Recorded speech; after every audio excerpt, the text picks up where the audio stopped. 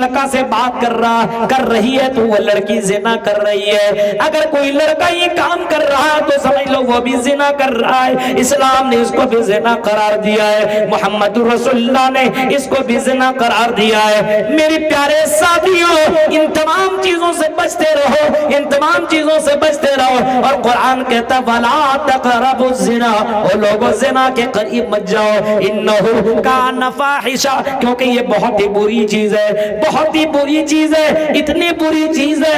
اگر تم آج کسی کی بہن کے پاس جاؤ گے تو کل تیری بہن کے پاس کوئی اور آئے گا. آج تم اگر کسی کی بیوی کے ساتھ غلط کرو گے تو تمہاری بیوی کے ساتھ بھی کوئی غلط کرے گا. اگر تم کسی بیٹی کے ساتھ اگر تم غلط کرو گے تو تمہاری بیٹی کے ساتھ بھی کوئی غلط کرے گا.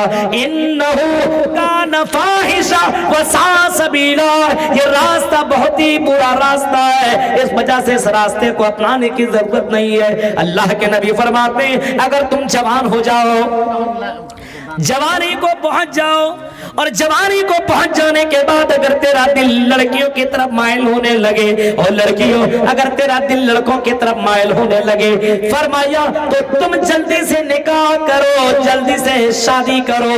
یا معاشر الشباب من استطاع منکم الباءۃ فلیتزوج, اگر تم شادی کرنے کی طاقت رکھتے ہو اور اگر تمہارے پاس اگر تیرا دل لڑکیوں کی طرف مائل ہو رہا ہے تو سب سے پہلے تم شادی کر لو, زنا سے بچ جاؤ گے. اور اگر شادی کرنے کی طاقت نہیں ہے اور تم اس گناہ سے بچ بھی نہیں پا رہے ہو تو اللہ کے نبی نے اس کا بھی طریقہ بتایا ہے, اور آپ نے فرمایا آئی لوگوں تم دن بھر میں تم مہینے کے اندر روزہ رکھ لو, 1 2 3 4 5 6, 1 2 3 1 رکھنے کے بعد اگر تیرے اندر وہ پاور کم نہیں ہو رہا ہے, تیرے اندر سے وہ چیز کم نہیں ہو پا رہی ہے تو تم 2 روزہ رکھو, 3 رکھو. فعلیہ بالصوم فإنہ لہ وجاء, یہ روزہ یہ ڈھال بن جائے گا, تمہیں برائی سے بچا لے گا. آج ہم اور آپ یہ کام کر رہے ہیں, غلط کام کی طرف بھاگ رہے ہیں لیکن روزہ نہیں رکھ رہے ہیں. شادی ابھی تو بچہ ہے, شادی کیا کرے گا, لیکن پتا چلا کہ بچہ کا باپ بن چکا ہے. غور کیجئے میرے بھائیوں, تو اپنے بچے کو تربیت دو, اپنے بچے کو سمجھاؤ, بتاؤ شراب کے تعلق سے بتاؤ. اے میرے بیٹے محمد الرسول اللہ کو مانتے ہو, محمد الرسول اللہ کی بھی مانو, نبی کو ماننے والا جنت میں جائے گا. بتاؤ اپنے بچوں کو اور اپنے بچیوں کو نبی کی اطاعت کرنے لگو. من اطاعنی دخل الجنہ ومن عصانی فقد ابا, جو میری اطاعت کرے گا وہ جنت میں جائے گا, اور جو میری اطاعت نہیں کرے گا وہ جہنم کے اندر جائے گا. اپنے بیٹوں کو بھی بتاؤ, اپنے بیٹیوں کو بھی بتاؤ, اپنے بیٹوں کو بھی سمجھاؤ اور اپنے بیٹیوں کو بھی سمجھاؤ. رسول کی اطاعت کرتے رہنا. اے میری بیٹے کبھی بھی رسول کی نافرمانی مت کرنا. اللہ کے نبی نے شراب حرام کر دی ہے, قرآن نے اس کو حرام قرار دیا ہے. اے میرے بیٹے شراب مت پینا.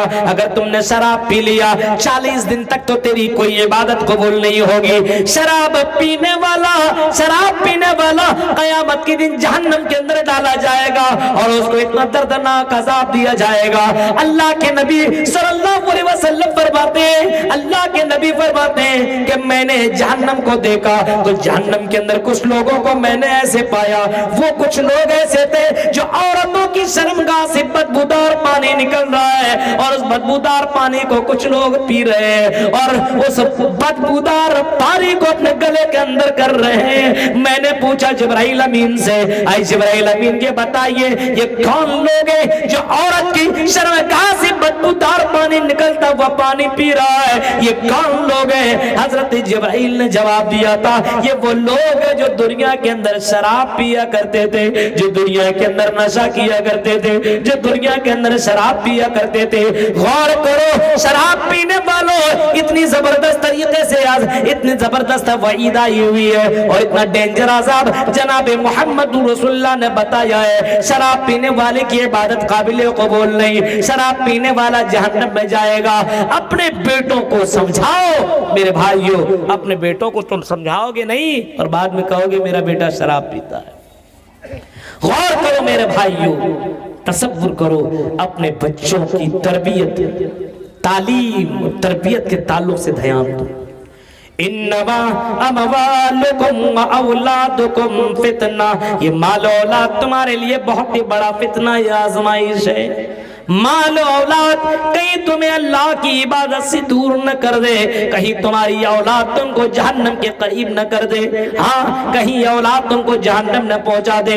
کل قیامت کے دن ایک آدمی کو جنت کی سرٹیفکیٹ مل جائے گی اور آدمی جنت کی طرف جانے لگے گا، دوڑ کر کے ایک عورت آئے گی، ایک لڑکا آئے گا یا ایک لڑکی آئے گی اور چیخ کر کے کہے گی اے اللہ اس کو روک لیا جائے۔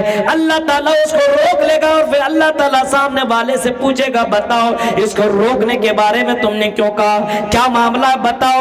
وہ چیخ کر کے کہے گا یا چیخ کر کے کہے گی کہ اللہ یہ دنیا میں میرا شوہر تھا، یہ دنیا میں میرا بھائی تھا، یہ دنیا میں میرا باپ تھا، اے اللہ میں شراب میں زنا کرتی تھی، میں غلط کام کرتی تھی، بغیر تو پٹا کے گھوما کرتی تھی، میرے باپ نے مجھے کبھی منع نہیں کیا، کبھی میرے باپ نے ٹوکا نہیں ہے، اے اللہ یہ میرا باپ ہے، یہ نماز تو پڑھنے کے لیے جایا کرتا تھا، اے اللہ میں گانا بھی سنتا تھا، میں شراب بھی پیتا تھا، لیکن میرے باپ نے مجھے کبھی منع نہیں کیا، اے اللہ میرے باپ نے اگر منع کیا ہوتا تو میں رک جاتا، میں اپنے باپ کی بات بہت زیادہ مانا کرتا تھا، میرے باپ نے مجھے منع نہیں کیا، اے اللہ میرے باپ نے منع نہ کرنے کی وجہ سے میں شرابی بن گیا، اے اللہ اگر میں جہنم میں جا سکتا ہوں تو میرا باپ جہنم میں کیوں نہیں جا سکتا ہے۔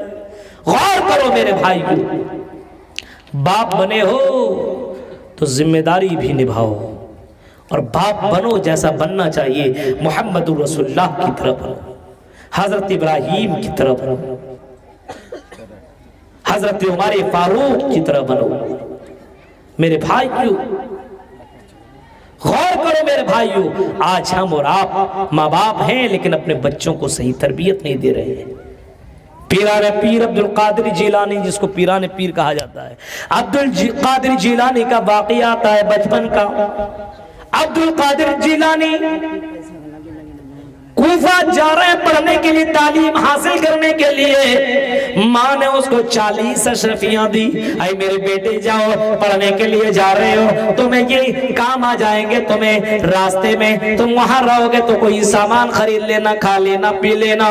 بیٹا 10 11 12 سال کا یہ بچہ قافلے کے ساتھ جا رہا ہے، راستے میں ڈاکوؤں نے اس قافلے کو گھیر لیا، راستے میں قافلے کو ان ڈاکوؤں نے چاروں طرف سے گھیر لیا اور سب سے سامان کو مانگنے لگا، لینے لگا، چوری اور سب سے چھیننے لگا۔ بچے سے پوچھتا ہے بچہ بتاؤ تیری گٹھری میں کیا ہے، کیا ہے؟ بچے نے کہا کہ اس گٹھری کے اندر 40 اشرفیاں ہیں۔ ہاں 40 اشرفیاں؟ بچہ ہے بول رہا ہے تمہیں معلوم ہے ہم ڈاکو ہیں؟ ہاں معلوم ہے۔ پھر تم بتا رہے ہو 40 اشرفیاں ہیں؟ کہا وہی کہہ رہا ہوں جو صحیح ہے۔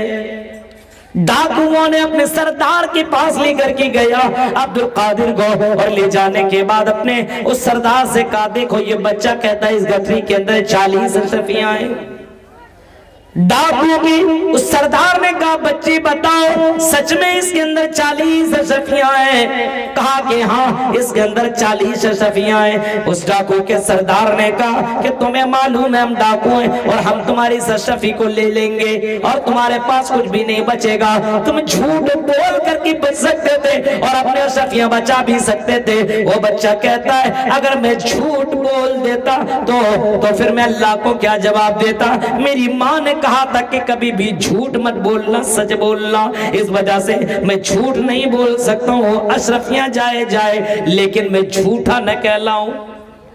ڈاکوؤں کے سردار نے سنا ایک چھوٹا سا بچہ جب اللہ سے اتنا ڈرنے والا ہے تو ہم اتنی زیادہ برائیاں کر رہے ہیں، کل قیامت کے اپنے رب کو کیا جواب دیں گے؟ تمام ڈاکوؤں نے توبہ کیا اور اللہ تبارک و تعالیٰ سے معافی مانگی اور سب کے سب ایمان والے بن گئے اور سب کے سب سچے بن گئے اور توبہ کر لیا ان چوری سے اور ڈکیتی سے۔ میرے بھائیوں ماں نے اپنے بچے کو کس انداز سے تربیت دی تھی، غور کیجئے۔ حضرت لقمان علیہ السلام کو دیکھیے، اپنے بچے کو تربیت دے رہے ہیں اور اپنے بچے کو سمجھا رہے ہیں یا بنیا لا تشرک तुश्रिक बिल्लाह, ऐ मेरे बेटे तुम अल्लाह के साथ किसी को शरीक मत करना, ऐ मेरे बेटे तुम अल्लाह के साथ किसी को पार्टनर मत बनाना, किसी को अल्लाह के बराबर मत समझना। ऐ मेरे बेटे इन्न शिर्क लज़ुल्मुन अज़ीम, शिर्क बहुत ही बड़ा पाप है। बाप बता रहा है, अपने बेटे को समझा रहा है, ऐ मेरे बेटे सब कुछ करना, शिर्क मत करना, ये बहुत ही बड़ा पाप है, बहुत ही बड़ा गुनाह है। अगर तुमने शिर्क कर लिया और इसी हाल में तेरी मौत हो गई तो तेरे ऊपर जहन्नम हराम और तो तेरे ऊपर जन्नत हराम और तो जहन्नम के अंदर चला जाएगा। इस वजह से मेरे बेटे शिर्क मत करना। हजरत लुकमान अपने बेटे को समझा रहे, मेरे बेटे शिर्क मत करना।